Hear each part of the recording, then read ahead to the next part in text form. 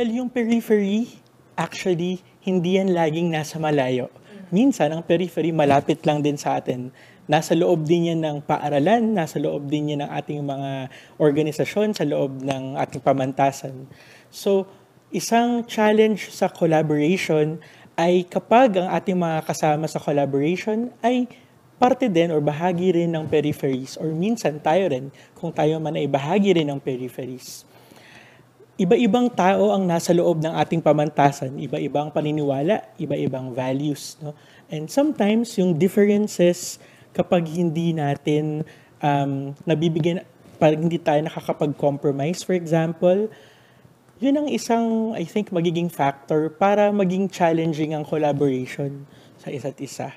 So, lalo na ngayon na kasi 'di ba ang ating mga klase ngayon, for example, ay hybrid or dahil din sa teknolohiya, madali tayong makapagtrabaho independently.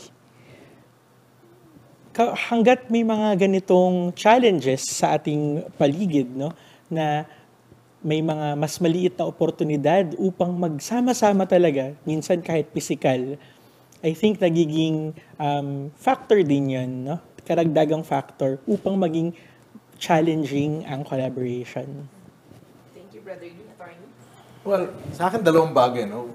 Napakalaki ng ating organisasyon at gawa na napakalaki ng ating organisasyon, meron tayong kanya-kanyang gawain. Paminsan-minsan, nakakalimutan natin na meron tayong gustong puntahan. So, naiipit tayo sa ating sarili nating gawain. Hanggang dito lang ako. Itong aking gawain, wala na akong, hindi ko naisip kung paano ako makikipag-ugnayan sa isa. So, kung ako ay nasa audiovisual. Kung ako ay nandun sa pastoral office. So, nakakalimutan natin yung mas malawak na pananaw. Pangalawa, gawa ng nangyayari yon na nakakalimutan din natin paminsan-minsan na tulad ng sinabi ni Brother Lee, na yung mga paghamon sa labas ay paghamon din dito sa loob. At minsan naman, ang kabaliktaran ng aking tinutukoy kanina, pag palaging nasa labas yung tingin natin, nakakalimutan natin yung sa loob. I mean, siguro, lalo na sa isang eskwelahan katulad ng law school. You know, law school is known as a very harsh, challenging environment. We'd like to think that the kind of education we have, because of our founder, is we need to innovate. We need to think outside the box. So part of the silo mentality is not thinking outside the box. But both can be joined if we know what is it we want to do. What can we do? I always tell people, what can we do better? What can we do to be more effective, to be more efficient, and not be content with what we have. So that's many times we need to remind ourselves because, well, we're no different. We're a large organization. That's part of being a large organization. And we are counting around, thousands of students, thousands of staff and faculty. We have so many campuses, and we're talking about just DLSU. Meron pang ibang LaSalle schools. And like what Brother Lee was mentioning, yung diversity ng personality, ng culture, how can we collab with each other given that numerical-wise, ang dami natin. Physical-wise, there are campuses in BGC, in Laguna, in TAF, in Batangas, in Ian. Also, I like what you said, Attorney, about that silos mindset, that mentality that we are not working alone, that we always have other people to be with us. You said that law is a very challenging environment and to reach out to the people na hindi lang ikaw yung nagtatrabaho is also part of being in that law education. And lastly, what I like is about how would you reach out to others if your inner self, your own, I think that's what you were saying also, brother, yung sarili mo is also something that you have to work on before you also reach out and work with other people. I hope I'm making sense. Right. Yes, or do you want to add any more pa po, brother or attorney? Okay. Before we move to the next question. Okay.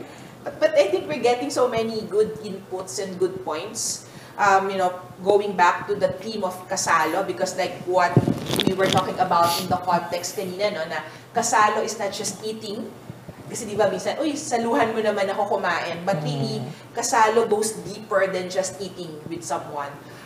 But kasalo means really partaking with the life of that person you're with. So that's why the third is kasalo.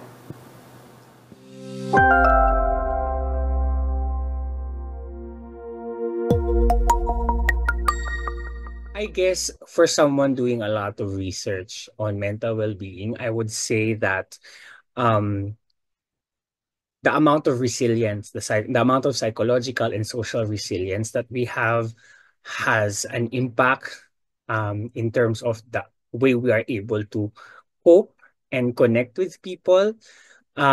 We do have an increasing mental health crisis, not only among our younger generations, but also generations in general, no? All of even the older ones.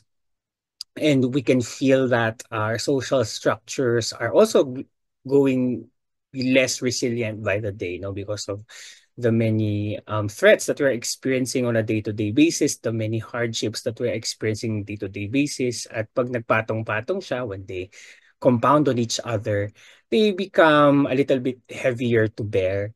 And our tendency is when things are heavier to bear, our tendency is to, coil coil into ourselves and stop sharing ourselves because we feel so small, we feel so incomplete.